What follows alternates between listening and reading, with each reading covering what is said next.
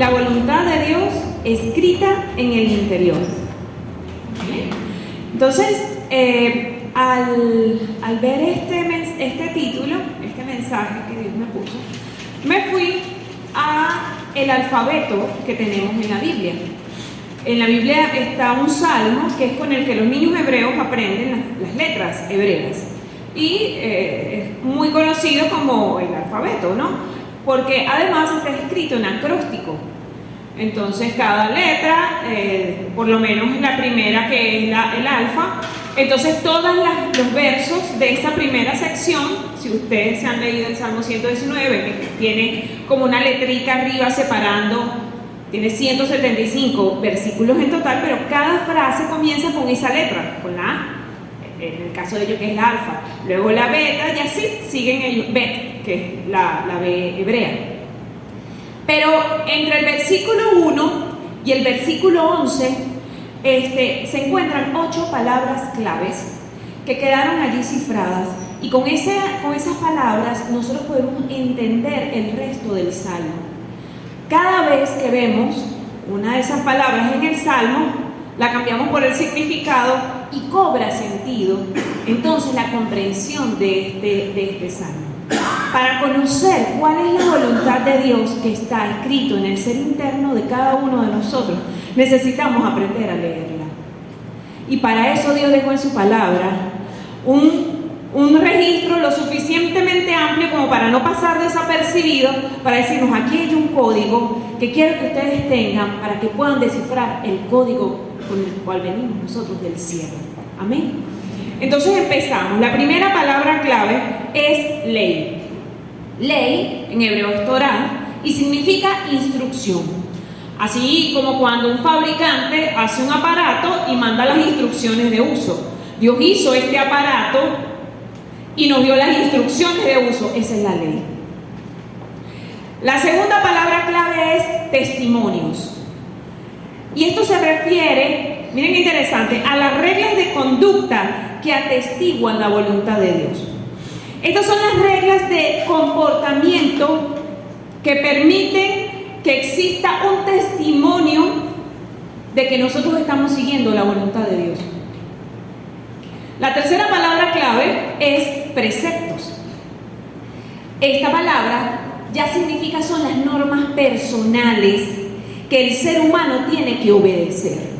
Y aquí te digo algo, hay normas personales, hay cosas que quizás Dios me está mandando que yo obedezca, que no son las que te está mandando que obedezcas tú. ¿Por qué? Porque cada uno de nosotros trae detrás una serie de errores que hemos arrastrado en nuestros antepasados, que son muy personales de cada uno. Y cada uno tiene normas personales que debe obedecer. Esos son los preceptos. Luego está la cuarta palabra clave, que es estatutos. Es que todo pareciera lo mismo, pero no lo es.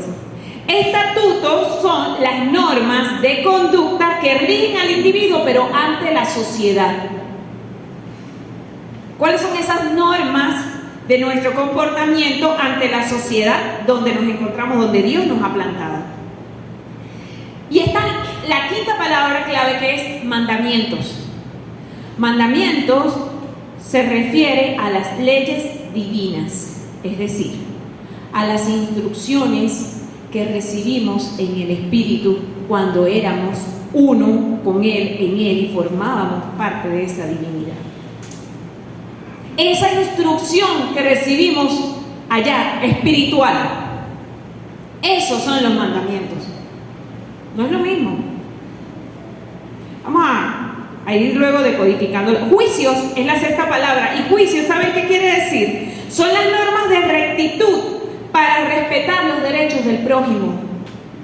Entonces, cuando Dios establece un juicio, es porque Dios está estableciendo las reglas de rectitud para respetar los derechos del prójimo, del próximo, del que tienes allí.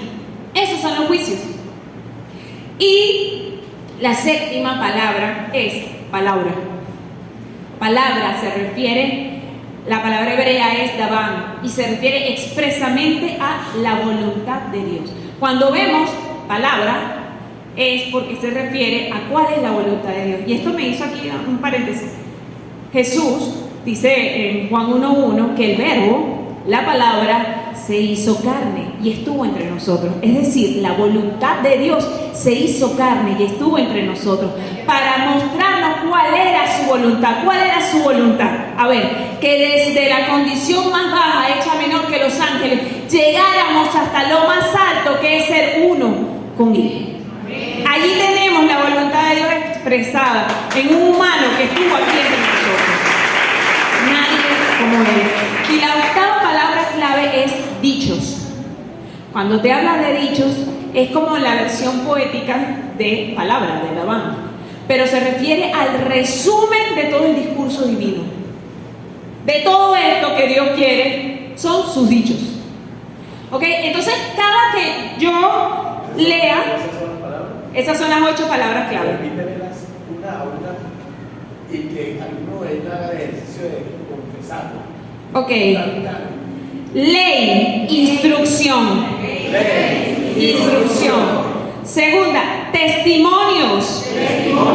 Reglas de conducta que atestiguan la voluntad de Dios.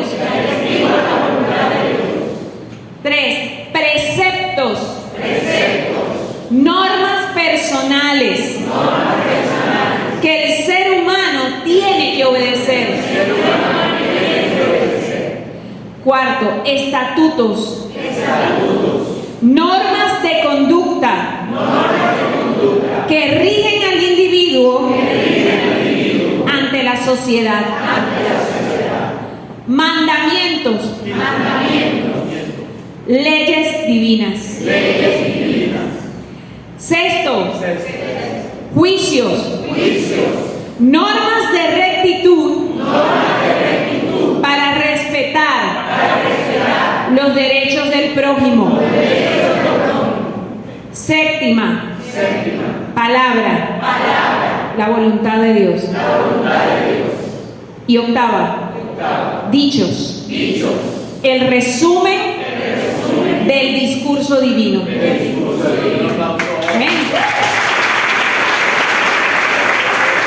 Con estas claves vamos a descifrar y vamos a comenzar la lectura del mensaje que Dios ha puesto en nuestro interior. Amén. Si usted se lee todo el salmo, se llama La voluntad de Dios escrita en el interior. Amén. Ya se lo dejé.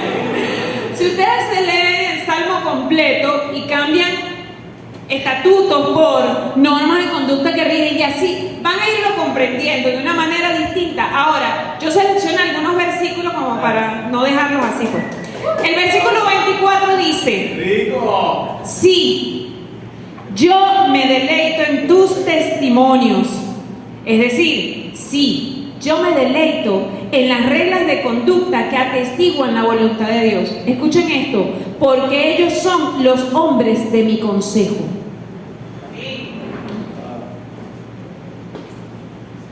Ellos son los hombres de mi consejo. Hay una nube de testigos que son los que están observando las normas de conducta con las que tú te mueves y son los que van a dar consejo para tu vida. Ese es el testimonio.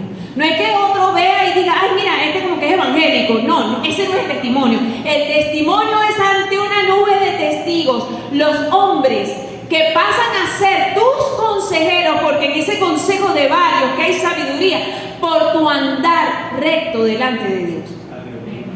El versículo 25 dice: postrada en el polvo está el alma mía, vivifícame conforme a tu palabra. Es decir, vivifícame conforme a la voluntad de Dios. Nosotros hemos tenido ya varios estudios donde nos han explicado que el polvo está constituido por partículas muy pequeñas de minerales, de hojitas, ramitas de plantas, de restos de piel, pelos de animales, y que cuando hablamos de que Dios tomó de ese polvo e hizo el cuerpo humano, estamos hablando que Dios tomó de la energía mineral, material, de la energía vegetal, de las plantas, y de la energía animal, y formó el cuerpo humano. Nosotros, este cuerpo fue hecho de todas esas energías, fuerzas, como la quieran entender. Fíjate lo que dice aquí: postrada en el polvo está el alma mía. el alma del ser humano llegó a estar postrada, doblegada ante todas esas fuerzas que nos componen. Cuando le entregamos la autoridad a la fuerza animal que tomó señorío de nosotros al comer de la fuerza vegetal del árbol del conocimiento del bien y del mal. Entonces fíjate lo que dice aquí: para solucionar la situación, dice, vivifícame conforme a tu palabra. La palabra es Cristo, es la voluntad de Dios. La única manera de que tu alma deje de estar doblegada por todas tus fuerzas es cuando el Espíritu vivificante, que es Cristo, su poder y sabiduría, toca tu vida y entonces te hace conforme a como es Él. Y comienza el proceso de transformarte, de levantarte, de vivificarte, para que entonces tu alma pueda pararse por encima del polvo. Mientras tanto, postrada está en el polvo el alma mía. Así lo declaró el salmista. Vivifícame, que ese tiene que ser un gemido interno. Lléname, Jesús, de vida, de tu poder. El versículo 32 dice: correré por el camino de tus mandamientos, correré por el camino de tus leyes divinas, de la instrucción espiritual que tú le diste a mi espíritu, porque tú habrás ensanchado mi corazón. Resulta que en nuestro corazón es donde se anidan, donde viven, donde hacen morada todos nuestros deseos y pasiones, nuestra concupiscencia. Para que nosotros deseemos, queramos y por lo tanto nos movamos a cumplir la instrucción espiritual, Dios tiene que ensanchar ese nido, porque si Dios saca los deseos que tenemos aquí y pone los deseos espirituales, por decirte algo, sencillamente ya nosotros no vamos a querer estar en la tierra, no la vamos a soportar. Entonces Dios no va a hacer eso. Dios lo que va a hacer es ensanchar el nido, el espacio donde anida tu deseo, para que el deseo de su ser, de su voluntad y el propósito por el cual nos mandó envuelvan los deseos que tenemos, y entonces podamos avanzar y correr en la instrucción que recibió nuestro espíritu cuando fue mandado para esta tierra. Amén. Luego dice por aquí el versículo 38: confirma tu palabra, es decir, confirma la voluntad de Dios a tu esclavo, que es para los que te temen. La confirmación es cuando a ti te corroboran, te dan una prueba, una constancia de algo. Listo, ya voy seguro. Aquí dice: confirma, Señor, tu voluntad, que es lo que tú tienes y lo que tú quieres conmigo. Dame la prueba, dame la constancia para que nada ni nadie me desvíe. Pero esto solamente Dios se lo da a los que le temen, a los que caminan en el temor de Jehová y por lo tanto están pisando el nivel material que se vence únicamente con el espíritu de temor de Jehová. A ellos es a quienes Dios les va a confirmar su voluntad en su vida, porque de otro modo te voy a decir una cosa: mientras esas fuerzas bajas sigan siendo las que estén llevando las riendas tuyas y tú no tengas temor de Jehová en tu vida, mira, tú no vas ni a pensar en propósito, te van a hablar por aquí, te van a dar cantos de sirena, tú te vas a ir para allá, no vas a tener certeza ni confianza de qué es lo que Dios tiene contigo, cuál es su voluntad para tu vida.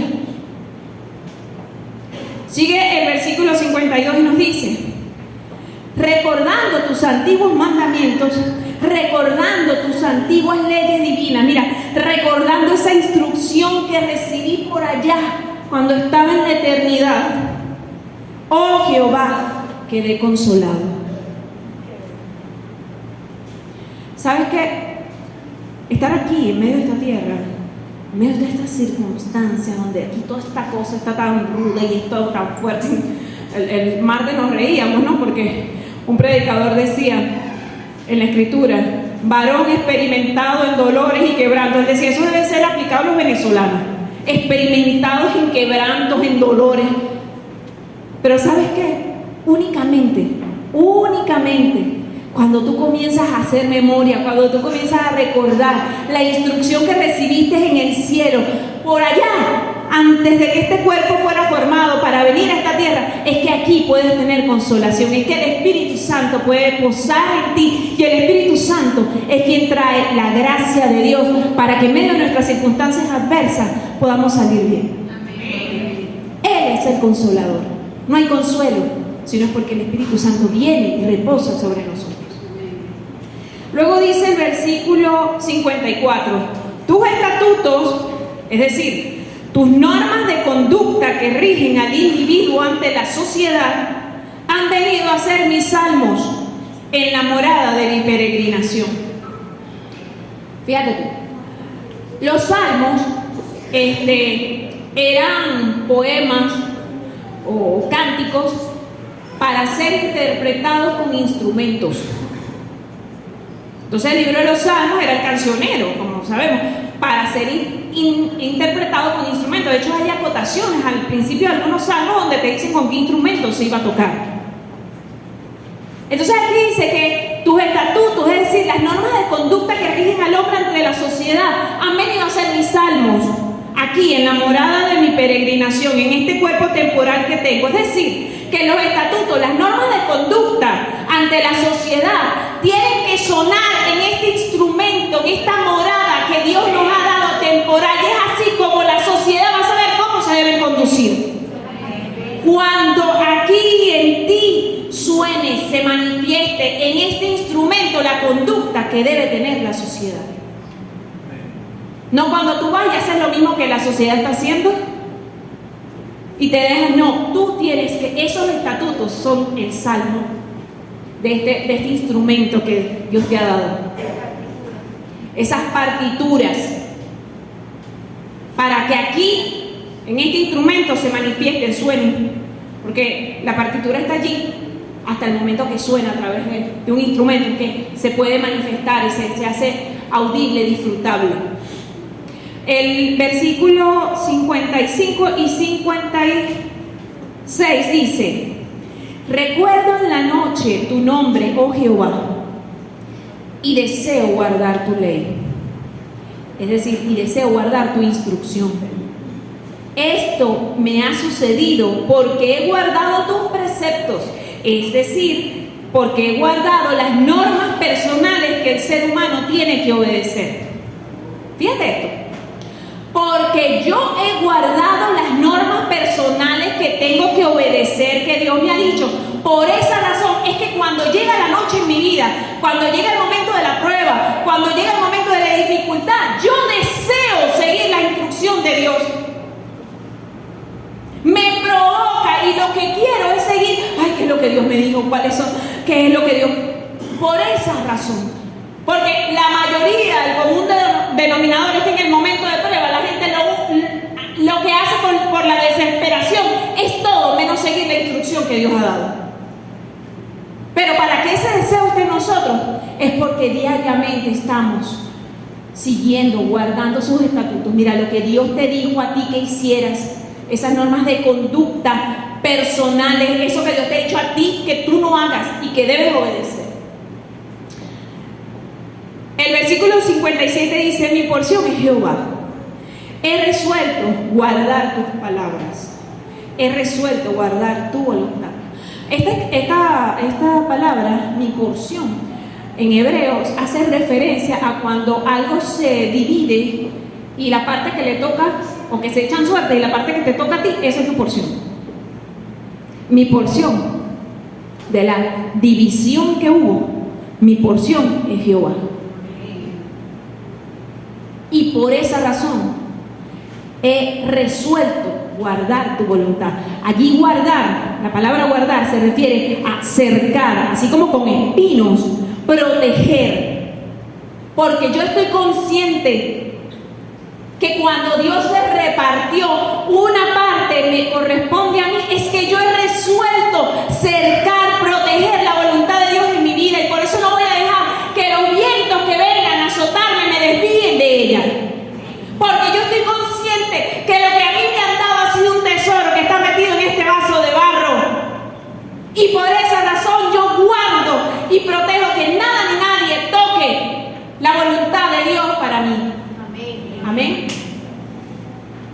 Luego dice el versículo versículo 75. Reconozco, oh Jehová, que tus mandamientos, que tus leyes divinas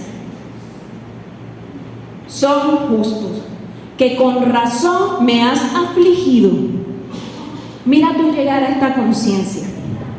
Reconozco que la instrucción que tú me diste cuando yo vine del cielo, la que recibió mi espíritu, es justa. Y con razón has afligido tanto esta carne. Con razón has afligido tanto esta alma mía. Con razón. Porque dista muchísimo de la instrucción que recibí de parte de ti. Llegar a esa conciencia. Cuando llegamos a esa conciencia, ¿sabes qué se acaba? La quejadera. Entendemos. Es lo justo que yo siga aquí en la tierra el mandato que recibí del cielo, no otra cosa. Esa carne mía tiene que ser afligida. Pues claro, porque no lo está haciendo. El versículo 91 dice: todo subsiste hasta hoy por tu mandato, porque todas las cosas te sirven. Cuando dice te sirven, la Biblia textual aclara que se refiere a que todas las cosas son siervas de Dios. Ustedes saben, todas las cosas, todo lo que existe, está sirviendo a Dios.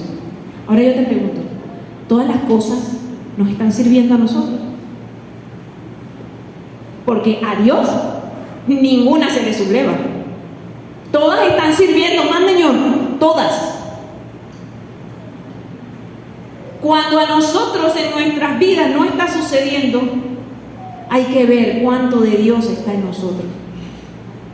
O están todas nuestras fuerzas bajas ahí llevando las riendas y el control. Entonces cuando llega el amo de la casa, el amo de la viña, como decía Jesús en sus parábolas, cuando llega el dueño, el Señor, el jefe, entonces comienzan los siervos a alborotarse.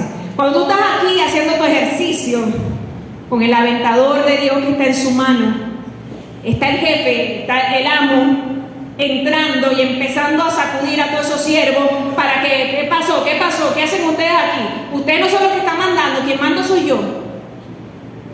Poniendo en orden la casa, para que entonces todas las cosas te puedan servir. Luego dice el versículo 165, y parece complemento del anterior: mucha paz tienen los que aman tu ley. Los que aman tu instrucción, mucha paz tienen. Y no hay para ellos piedra de tropiezo. Los que aman la instrucción de Dios y están atentos cuando Dios está manifestando su voluntad, cuando Dios está dando la instrucción.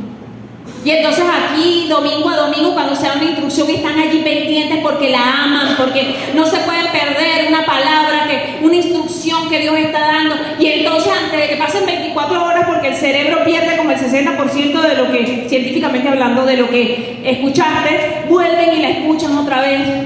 Y después al tercer día, para que el otro 80% no se haya terminado de perder, vuelven y la escuchan y están allí porque aman la instrucción de Dios. ¿Tú sabes lo que dice aquí la palabra? ¿Qué pasa con ellos? No van a tener piedra de tropiezo. Es una representación del nivel mineral, material. Y Jesús, el apóstol Pedro decía que Jesús, Él es la roca preciosa para los que creen y pasa a ser cimiento en nuestra vida, sobre lo cual nosotros nos levantamos, pero que se convierte en piedra de tropiezo, en tropezadero para hacer caer a todos los que desobedecen. Las fuerzas materiales, si tú eres uno de esos que aman la instrucción de Dios, no te estás durmiendo cuando Dios la está dando, entonces las fuerzas materiales van a estar debajo de ti. Pero si no es así, las fuerzas materiales van a ser tu tropezadero y te van a hacer caer una y otra vez y van a estorbar tu camino. Y es esa piedra de tropiezo que va a estar allí. ¿Y cuántos aquí no tropiezan y tropiezan? No lo va a hacer. Y tropezamos y nos hace caer el bendito nivel material.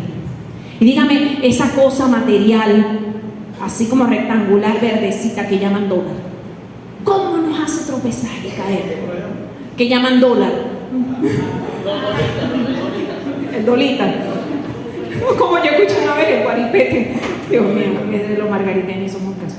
Ajá. Luego dice, y para terminar, el versículo 176, que es con el que termina el Salmo, casualmente dice: anduve errante como oveja, descarriada.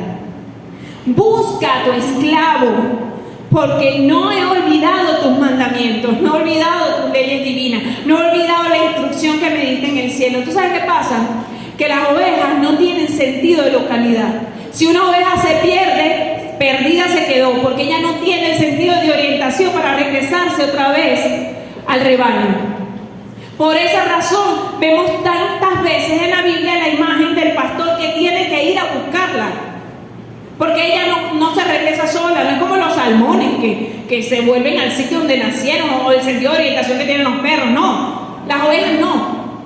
Y así fue como nosotros fuimos enviados. Y la Biblia nos llama por todas partes, que somos ovejas de su prado y todo lo que tú quieras, pero es porque no tenemos sentido de localidad. Nosotros no sabemos, humanamente no tenemos manera de cómo regresar al lugar de donde salimos. Por eso aquí está diciendo y clamando: ven y búscame. Búscame, Señor, alcánzame, consígueme. Porque yo no me he olvidado de la instrucción que recibí del cielo, porque yo no me he olvidado de la instrucción espiritual de la que está en mi ser interno. Yo no me he olvidado de la voluntad que tú me has expresado. No me he olvidado. Por esa razón búscame, porque yo no tengo manera de cómo regresar a la condición que tenía antes. Y es por eso que Jesús se hace llamar a sí mismo: yo soy el buen pastor, el que conoce a cada oveja, el que deja las 99 y va y busca a la que se descarrió, y va y la trae. ¿Qué dice la palabra? Y va y la monta sobre sus hombros, llega y le dice a todos sus vecinos para que se gocen con él. Porque ¿sabes qué? Cuando nosotros somos hallados por él, todas tus fuerzas animales pasan a estar sobre sus hombros. Es él quien va a llevar tus pasos. Es él quien va a llevarte en el camino de regreso. Es él quien en ti va a estar caminando, mirando y haciendo su voluntad. Amén. Gracias, Señor, por tu palabra.